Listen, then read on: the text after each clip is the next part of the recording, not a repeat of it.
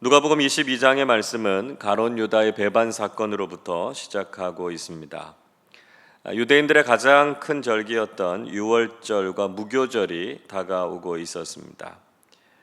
유대인들은 유대력으로 정월인 니산월 14일 저녁에 일년된 흠없는 어린 양을 잡고요, 그 고기와 또 무교병, 쓴 나물을 함께 먹으면서 절기를 지켰습니다.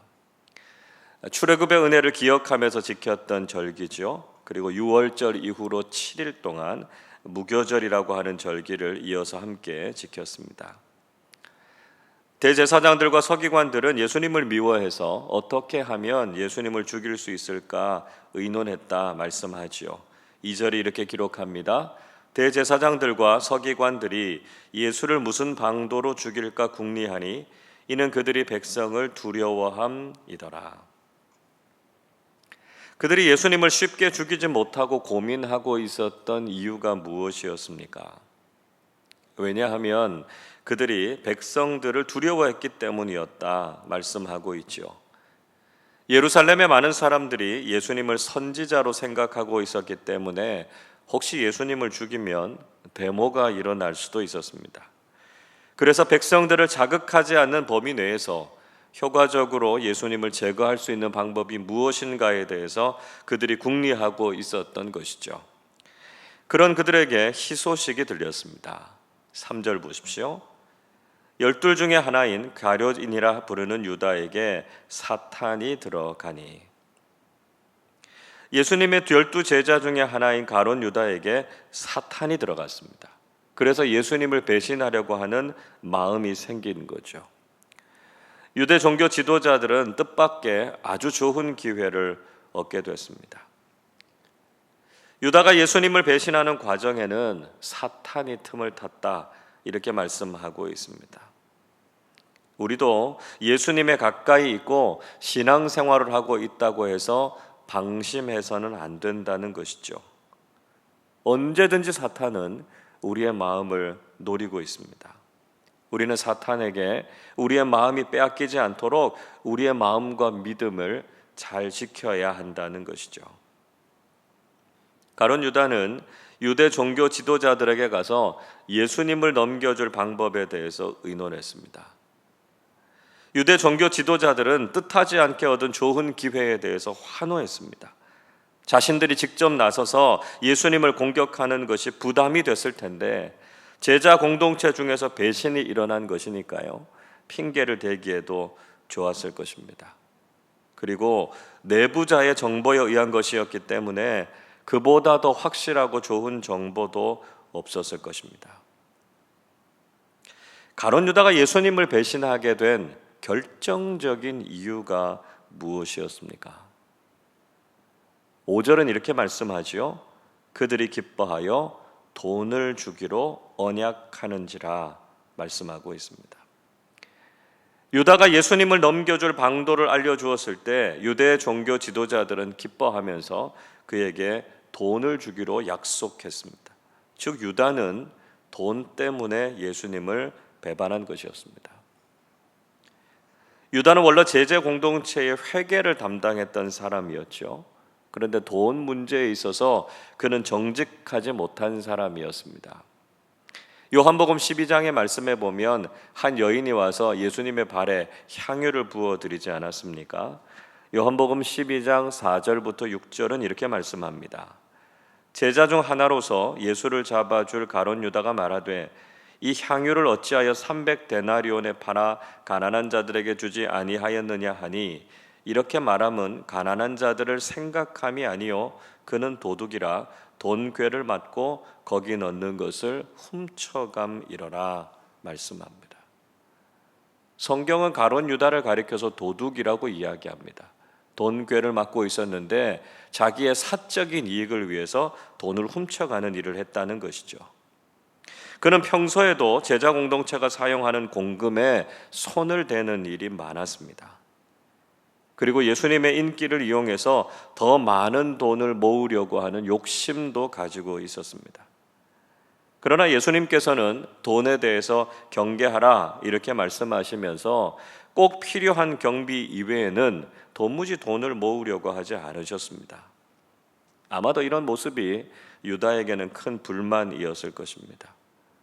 평소에 가지고 있었던 돈에 대한 욕심과 예수님에 대한 불만이 있었던 가룟 유다는 이 기회에 예수님을 팔아서 자신의 탐욕을 채우려고 했던 것이죠. 유다는 사람들이 보지 않을 때 예수님을 넘겨줄 기회를 찾았습니다. 그래서 사람들이 다 잠든 이른 새벽에 겟세마네 동산에서 기도하시고 내려오시는 예수님을 유대 종교 지도자들이 보낸 사람들에게 넘겨주었던 것이죠. 여러분, 우리도 세상의 가치를 주님보다 더 사랑하면 언제든지 유다처럼 예수님을 배신하게 될 수 있다는 것입니다. 예수님을 배반한 사람은 예수님의 멀리에 있는 사람이 아니었습니다. 예수님과 가장 가까이에 있는 사람이었지만 사탄이 그 마음에 들어가고 물질에 대한 욕심이 자리 잡으면 언제든지 배반자가 될 수 있다는 것이죠. 여러분, 우리는 세상의 그 어떤 가치보다도 주님을 가장 사랑하는 사람들이 되어야 합니다. 그래서 세상의 가치와 주님을 바꾸는 것이 아니라 그 무엇과도 주님을 바꾸지 않는 믿음의 사람들이 되어야 한다는 것이죠. 드디어 유월절 양을 잡을 무교절이 이르렀습니다. 예수님께서는 제자들과 함께 유월절을 지킬 곳을 준비하게 하셨습니다. 예수님께서 유월절 식사를 하신 것이 일반적으로 유대인들이 지키는 날짜와는 좀 달랐다라고 하는 걸 알 수 있습니다. 원래 유대인들이 일반적으로 유월절을 지켰던 날짜는 아까 말씀드린 것처럼 니산월 14일이었습니다. 그런데 예수님께서 하루 빨리 유월절 식사를 하셨던 것을 볼 수 있습니다. 그렇게 유월절 식사를 마치시고 그 다음 날에 십자가에 달려서 돌아가셨다라고 하는 것을 알 수 있죠. 왜 이렇게 하셨을까요? 아마도 그 이유는 예수님께서 율법을 완성하시고 이 십자가의 사건을 통해서 진정한 유월절 양으로 오신 분이 바로 예수님이시다라고 하는 것을 보여주시려고 하신 것이었을 겁니다. 제자들은 예수님께 어디에서 유월절을 준비할 것인지를 물었습니다. 10절에서 이렇게 말씀하시죠. 이르시되 보라, 너희가 성내로 들어가면 물 한 동이를 가지고 가는 사람을 만나리니 그가 들어가는 집으로 따라 들어가서 말씀합니다. 예수님께서는 제자들에게 성내에 들어가면 물동이를 지고 가는 사람을 만나게 될 것이다 말씀하셨습니다. 그 사람을 따라서 집에 들어가서 예수님과 제자들이 함께 유월절 지킬 장소를 제공해 달라 이렇게 부탁하라 말씀하셨습니다. 11절에는 객실이라고 하는 말이 나오죠. 카탈루이마라고 하는 이 헬라어 단어는 여관이나 여인숙 또는 식당 이런 뜻을 가지고 있습니다. 아마도 여기에서는 식사를 할 수 있는 넓은 장소를 가리킨다 이렇게 보시면 되겠습니다. 그러면 그 사람이 큰 다락방을 보여줄 것이고 거기에서 유월절을 준비하라 말씀하셨습니다. 예수님께서 말씀하신 그대로 제자들은 행동했습니다. 13절 이렇게 말씀하지요. 그들이 나가 그 하신 말씀대로 만나 유월절을 준비하니라 말씀합니다. 베드로와 요한은 예수님께서 말씀하신 대로 성내에 들어갔습니다. 그리고 주님께서 말씀하신 대로 한 사람을 만나게 됐고요. 그의 도움으로 유월절 음식을 먹을 수 있는 장소를 얻을 수 있었습니다. 역시 예수님께서 말씀하신 것이 그대로 이루어지는 말씀 사건을 제자들이 경험했다 하는 것을 볼 수 있습니다. 오늘 예수님께서는 우리에게 준비하는 신앙이 무엇인가 하는 것을 말씀해 주시고 있습니다. 예수님의 구원 사건은 우연히 아무런 준비 없이 이루어진 것이 아니었다는 것이죠. 이미 하나님께서 태초 이전부터 인간의 타락을 하시고 인간을 구원하시기 위해서 준비하셨다는 것을 알 수 있습니다. 창세기 3장 15절은 이렇게 말씀하지요. 내가 너로 여자와 원수가 되게 하고 내 후손도 여자의 후손과 원수가 되게 하리니 여자의 후손은 내 머리를 상하게 할 것이요 너는 그의 발꿈치를 상하게 할 것이니라. 에덴 동산에서 타락이 일어났을 때 이미 하나님께서는 구원의 사건을 준비하고 계셨습니다. 그리고 선지자들을 통해서 메시아를 보내주셔서 구원하실 것이다 하는 말씀을 예언하셨죠. 예수님께서도 이 땅에 오셔서 공생애를 준비하셨고 십자가를 지실 준비를 철저히 하셨던 것을 볼 수 있습니다.